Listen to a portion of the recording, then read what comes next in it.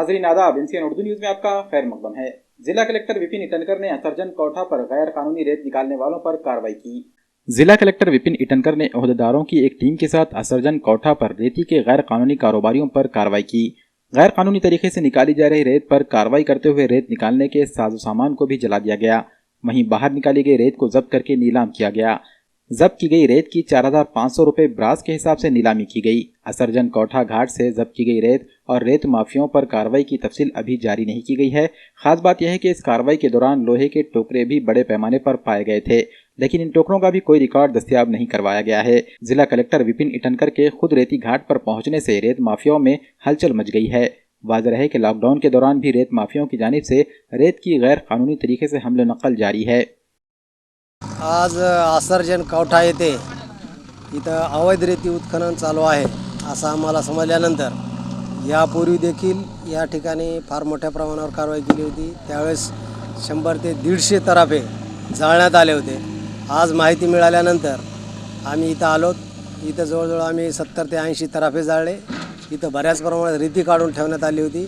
ते रेती आम्ही ते जप्त केलेली आहे आणि शासन नियमाप्रमाणे त्याची पुढची विल्हेवाट लावण्यात येत आहे। आणि इथून पुढं ज्या ज्या ठिकाणी अवैध उत्खनन होईल त्या ठिकाणी असंच कारवाई करण्यात येईल। आज या कारवाईमध्ये महानगरपालिकेचे बोट वापरण्यात आले, त्यांचे काही अधिकारी कर्मचारी वापरण्यात आले, पोलीस अधिकारी श्री कछवे साहेब आणि त्यांचा सगळा स्टाफ इथं उपस्थित होता। यापुढेही कुठंही तालुक्यामध्ये अवैध वाळूचं उत्खनन केल्यास अशीच कारवाई करण्यात येईल आणि वेळ प्रसंगी गुन्हे देखील दाखल करण्यात येतील। इथं मी माहिती दिल्यानंतर जिल्हाधिकारी साहेब इथं आले। जिल्हाधिकारी साहेबांनी याची पाहणी केली आणि पोलीस अधिकाऱ्यांना पण त्यांनी आदेश दिला की आज रात्र होत आहे, इथं थोडंसं काही अनुचित प्रकार घडू नये म्हणून हे वाढवा, बंदोबस्त वाढवा, हत्यारी पोलीस बोलवा। आता तिथं सकच्वे साहेब त्यांच्या ह्याच्याप्रमाणे आलेले आहेत आणि इथं आम्हाला कसली भीती नाही, अधिकारी आहेत आणि कारवाई इथं पूर्ण झाल्याशिवाय आम्ही इथून जाणार नाही।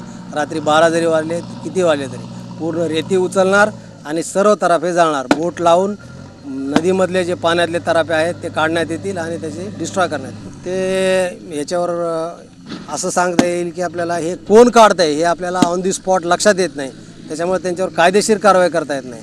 हे आपण मिसिंग माल किंवा असा अननोन व्यक्तीचा माल म्हणून आपण कारवाई नाही। मंडळ अधिकारी तलाठ्याच्या समोर हे काढत नाहीत, हे कारवाई रातचं चालते, त्या म्हणून त्यांना पण लक्षात येत नाही।